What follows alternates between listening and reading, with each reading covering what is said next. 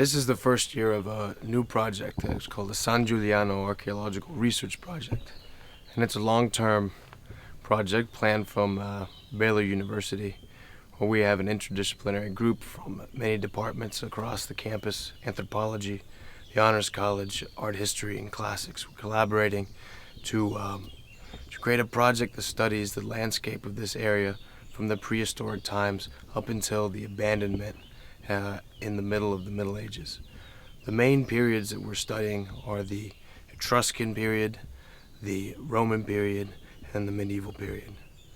In the Etruscan period, where we're standing was a city, a citadel. We're on the citadel of the city at the moment. And this is the city of the living. Surrounding the city of the living is a halo of the city of the dead, where the dead were interred in tombs cut into the rock face of hills facing this plateau. So from this plateau, you could look across onto your ancestors. This is the first period that we're studying. We have one group excavating a tomb and another group registering all the tombs with the GPS points and photographs and describing them. This hasn't been done before, so it's new work. We're collecting primary data. On top of this plateau, what you see in the background here is an excavation from the medieval period. So I mentioned three periods: the Etruscan, the Roman, and the medieval. This is from the medieval period. Is the entryway into a little castle that sat on top of the old Etruscan habitation. You would come from down below in the canyons up beside this castle and turn right and come into the gate. The gate is here and would lead around into the top of the castle, which is actually behind where the camera is located at the moment. So what I see here as the potential is for a really new, interesting interdisciplinary project to understand the long-term change and habitation of this plateau. For understanding the occupation of this area, of primary importance first is to understand how the Etruscans organized their spaces that they lived in. We know an awful lot about what was inside Etruscan tombs, because that's where the real gold is, the real goodies. And that was taken out early when archaeology was in its infancy. But now a lot of archaeological focus has shifted to what their houses actually look like, what their towns look like. We don't know as much about this, so I think this project could really aid in our understanding of how the Etruscan houses were organized, what took place within the houses, and what the social relationships were between the people occupying this space.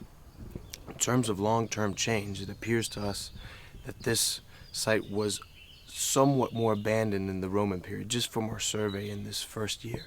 We do have some remains of pottery from the Roman period and the basal stones of a road that must have been in the near vicinity, but we haven't found the habitation. Maybe there was a villa once the Etruscan town was abandoned, when this area was conquered and occupied by Rome. The shift to some other center occurred, so it ceased to be this mega city or mega town in the Etruscan period. And what we really need at this point, after having done our initial survey and some sounding, is to bring in some geophysics, that is magnetometry, radar work, sonar work that can look beneath the surface. Then we can start to see the layout of an Etruscan town, hopefully, probably behind us in the plateau. And we can start to maybe get to the bottom of what the Roman occupation was. And then my specialty, which is medieval archaeology, we're going to continue to work on exposing this castle complex and a village that probably came in after the villa. So what we probably have here is a big Etruscan town surrounded by tombs. Then we have a Roman villa, possibly. And after that, reoccupied for defensive purposes after the barbarian invasions of Italy. We have the Lombards, the Franks, the Ostrogoths all coming in. The security is lacking, and people take refuge again on the top of plateaus like this plateau at San Giuliano and create a new fortified area, reusing some of the Etruscan blocks, but then creating also their own walls. Like you see these medieval walls, very well made in the background. So we'll be continuing to excavate that and see how the medieval people then lived within this space of the Etruscans and of the Romans.